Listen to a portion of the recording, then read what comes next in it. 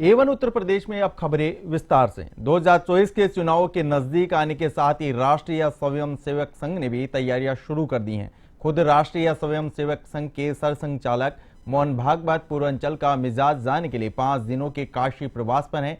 South में अपने कार्यक्रम को पूरा करने के बाद सरसंघचालक वाराणसी पहुंचे, जहां से गाजीपुर के आतियाराम मठ पहुंचकर मंत्रों से मुलाकात की। वहीं 20 जुलाई को संघ प्रमुख मिर्जापुर के शक्तिशगढ़ आश्रम जाएंगे। यहां पर वह स्वामी अड़गानंद जी महाराज से मुलाकात करेंगे। इस दौरान भागवत धनधानेश्वर शाखा में शामिल होने के बाद वाराणसी में भी कुछ अन्य मठ और मंदिरों के प्रमुखों से मुलाकात कर सकते हैं।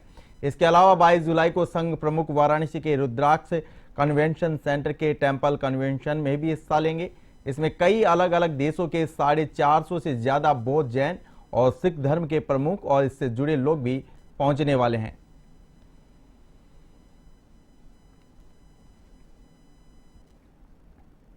लखनऊ की परिषदीय स्कूलों में पढ़ने वाले विद्यार्थियों के लिए योगी सरकार गंभीर है। इसी के तहत बेसिक शिक्षा परिषद के विद्यालयों में अध्ययनरत छात्र छात्राओं को यूनिफॉर्म, स्टेशनरी समेत अन्य सामान खरीदने के लिए 1200 रुपए की राशि योगी सरकार की तरफ से ट्रांसफर की गई है। लोक भवन में आयोजित कार्यक्रम के दौरान सीएम योगी ने अभिभावकों के खातों में डीबीटी के माध्यम से राशि हस्तांतरित की। साथ ही कस्तूरबा गांधी आवासीय बालिका विद्यालय के भवन, जिला शिक्षण और प्रशिक्षण संस्थानों में अतिरिक्त कक्ष, इंटर्नशिप, ऑडिटोरियम और मैनुअल और संस्कृत भाषा किट का विमोचन किया। बता दें कि परिषदीय स्कूलों में 1.9 करोड़ विद्यार्थी पढ़ते हैं।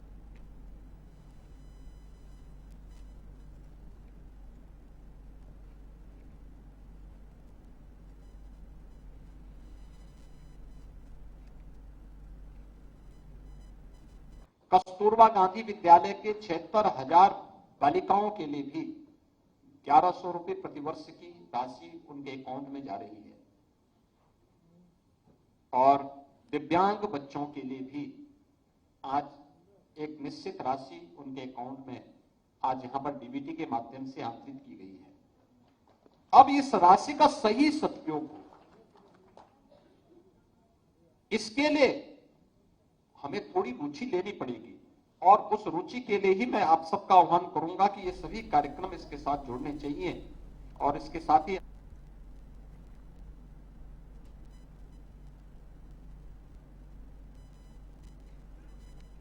बसपा सुप्रीमो मायावती ने विपक्षी दलों के गठबंधन इंडिया से दूरी बनाई है। उन्होंने लोकसभा चुनाव और इसके पहले 3 राज्यों के विधानसभा चुनाव में अकेले चुनावी मैदान में उतरने का ऐलान किया है। बसपा सुप्रीमो मायावती ने ऐलान किया है कि बीएसपी लोकसभा चुनाव और इसके पहले 3 राज्यों राजस्थान, छत्तीसगढ़ और मध्य प्रदेश में अकेले चुनाव लड़ेगी। हालांकि हरियाणा और पंजाब में क्षेत्रीय दलों के साथ गठबंधन कर चुनावी मैदान में उतरेगी। मायावती ने मीडिया को संबोधित किया और कहा कि विपक्षी दल सत्ता पाने के लिए गठबंधन कर रहे हैं। कांग्रेस पर हमलावर होते हुए उन्होंने कहा कि कांग्रेस अपने जैसी जातिवादी और पूंजीवादी ताकतों के साथ गठबंधन कर रही है। उन्होंने कहा कि सत्ता से बाहर होने पर ही कांग्रेस को दलितों, पिछड़ों और गरीबों की याद आती है। जब भी ये सत्ता में होते हैं तो न भाजपा और ना ही कांग्रेस को किसी की परवाह रहती है। भाजपा ने 2014 में हर गरीब के खाते में 15-15 लाख रुपए डालने का वादा किया था, जो कि पूरा नहीं किया गया। मायावती ने बताया कि आगामी चुनाव में बसपा अपने सहयोगी गठबंधन को मजबूत करेगी।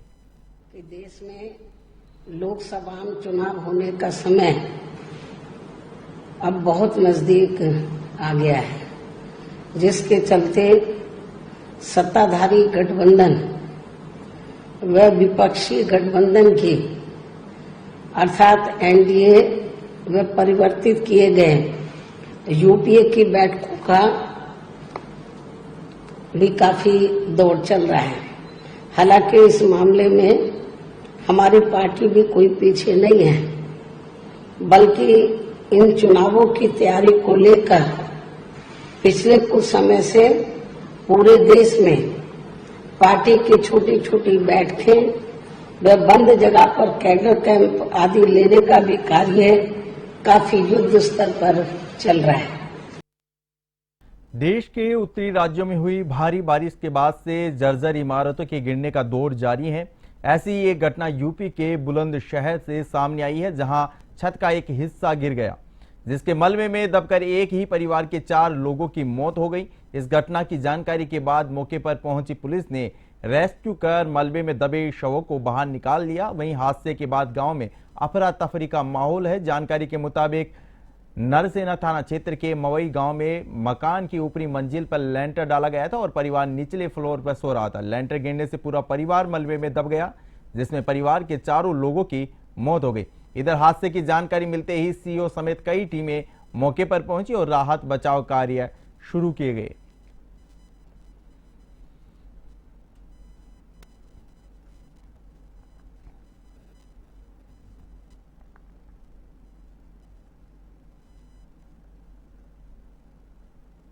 एक दुर्भाग्यपूर्ण घटना घटी रात में। एक राजपाल सिंह थे जिन्होंने कल अपने छत की लिंटर डाली थी फर्स्ट फ्लोर की। वो छत बैठ गई, अतिवृष्टि हुई थी और उसके कारण नीचे का भी जो था पोर्शन वो बैठ गया।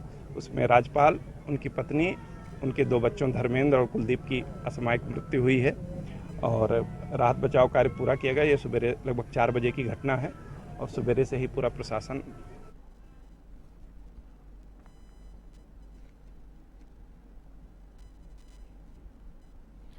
अमेठी में दबंगों के हौसले बुलंद हैं। यहां बदमाश पुलिस को सरेआम चुनौती दे रहे हैं। इसी बीच जमीनी विवाद को लेकर दबंगों ने युवक पर बीच बाजार फायरिंग कर दी। सरेआम हुई गोलीबारी से क्षेत्र में हड़कंप मच गया। इधर युवक को गोली मारकर बदमाश क्रॉसिंग की पटरी के रास्ते फरार हो गए। वहीं पीड़ित परिजनों को आरोप, इससे पहले भी बदमाश 4 बार हमला कर चुके हैं, लेकिन शिकायत के बावजूद भी पुलिस प्रशासन का कोई कार्रवाई नहीं कर रही। फिलहाल जिला अस्पताल में घायल व्यक्ति का इलाज चल रहा है।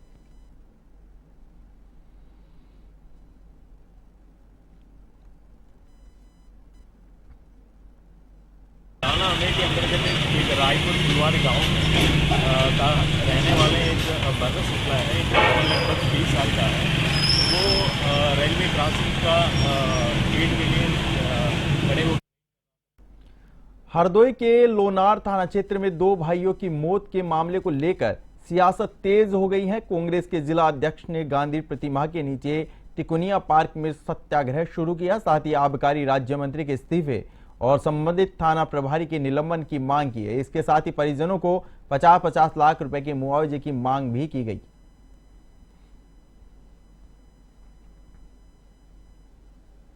बस्ती के कप्तानगंज थाना क्षेत्र में हाईवे पर डिवाइडर से टकराकर घायल युवा पत्रकार राहुल शुक्ल आखिरकार जिंदगी की जंग हार गए।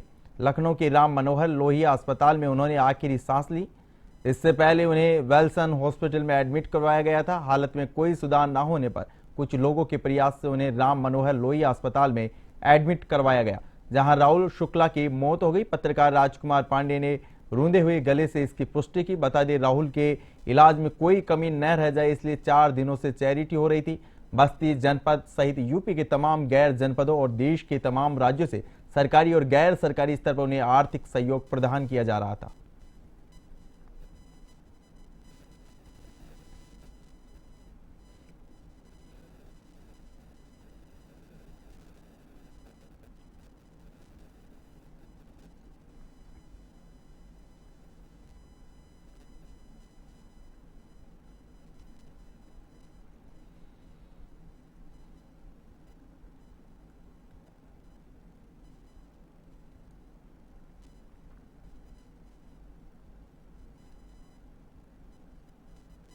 रायबरेली में इन दिनों अनियंत्रित डंपर सड़कों पर राहगीरों के लिए मौत बनकर दौड़ रहे हैं। जिले के लालगंज थाना क्षेत्र स्थित पूरे खारा गांव के पास उस वक्त हड़कंप मच गया जब तेज रफ्तार अनियंत्रित डंपर ने खेत में धान की रोपाई करने जा रही अधेड़ महिला को कुचल दिया, जिससे महिला की मौके पर ही मौत हो गई। हादसा होते ही ग्रामीणों में आक्रोश फैल गया और ग्रामीणों ने सड़क पर शव रखकर प्रदर्शन शुरू कर दिया, जिससे सड़क पर लंबा जाम लग गया। मौके पर पहुंची पुलिस ने डंपर चालक को हिरासत में ले लिया।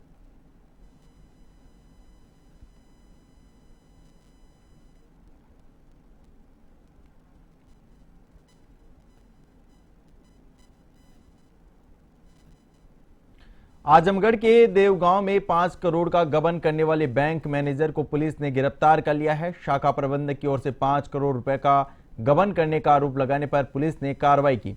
बता दें कि आरोपी ने खातेदारों की एफडी पर फर्जी लोन कर भुगतान किया था। वहीं इस कार्रवाई की सूचना से खाता धारकों में हड़कंप मच गया। फिलहाल मामले की जांच जारी है।